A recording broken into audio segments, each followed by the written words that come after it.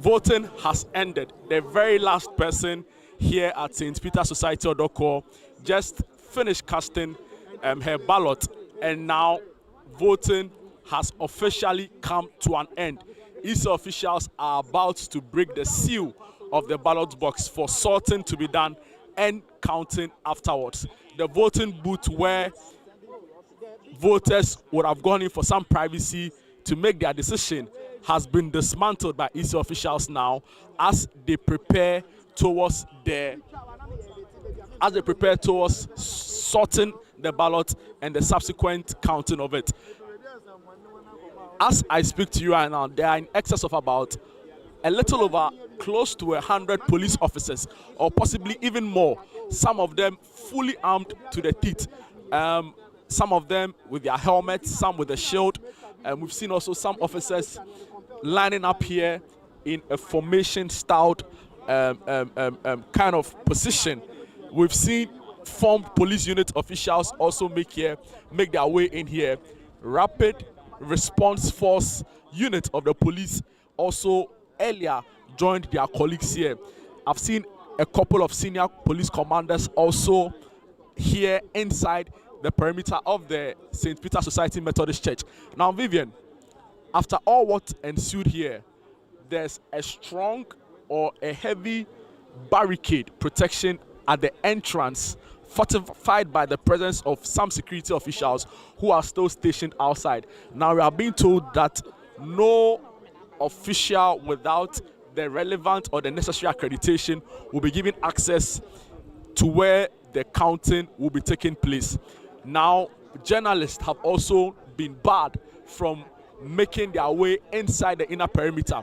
So we've all now been positioned at the wall, a very short wall in front of the church, where we are going to observe the proceedings, the sorting and the counting. Only accredited election observers and the party agents have been given access into the sorting and the counting area. Heavy police is here. We've seen some officials from the Ghana Ambulance Service. They've also been here since. And a couple of election observers who are standing on my extreme right with their white cap on.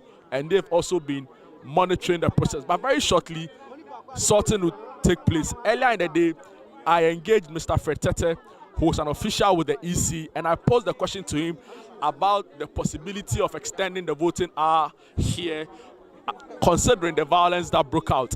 But he's mentioned to me that no such extension will take place, because if you look at the number on the list and the expected voters here, he at the time said he was confident that there was still enough time for voters to make their way here and vote. At the time I spoke to him, which was about 2 hours ago, we were told that a little over 117 people had voted.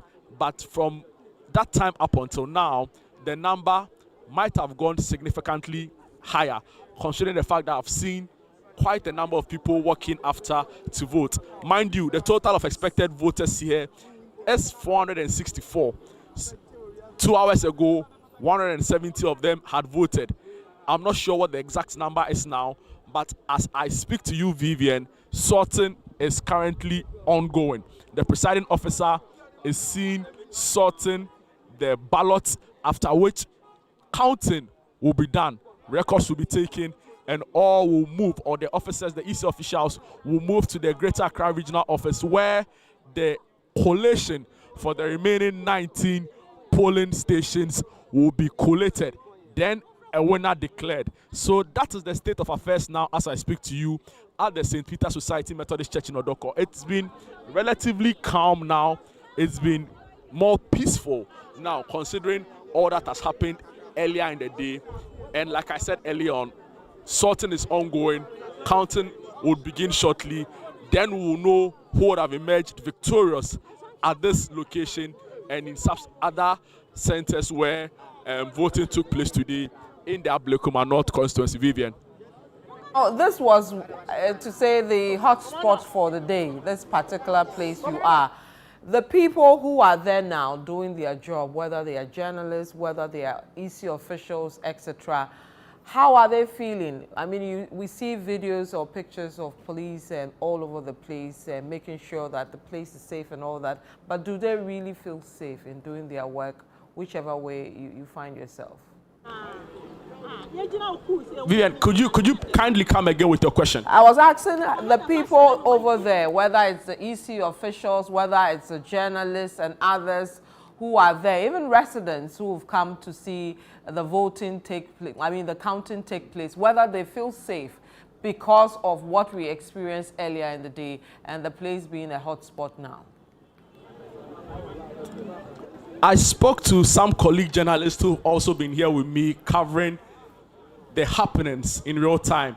They mentioned to me that at a point they didn't feel safe working. In fact, I spoke to some party agents. They had to literally run for their life. They mentioned to me that they didn't feel safe also working under the conditions. Now, when the EC official got out, I asked them a question with regards to the MPP party agent because they were also attacked. In fact, one party agent had pepper spray on her face. For which reason she couldn't continue with her work as a party agent for this particular election. Now, we are being told that that particular party agent from the MPP was replaced. The EC officials told their boss, Mr. Fretete, that they are okay. They don't feel any pressure, intimidation whatsoever. Some residents have been calling for an enhanced police presence here. We've seen that happen. The IGP himself visited the location. He spoke to the EC officials and he spoke to his men on the ground. Now, we didn't have the privilege of hearing from the IGP, but Member of Parliament for Asin Central, Reverend Tim Fojo, spoke with the IGP. When he came out, I asked him his thoughts around the engagement he had with the IGP. And he mentioned to me that the IGP was just assessing the situation on the ground and was also admonishing his men to be professional.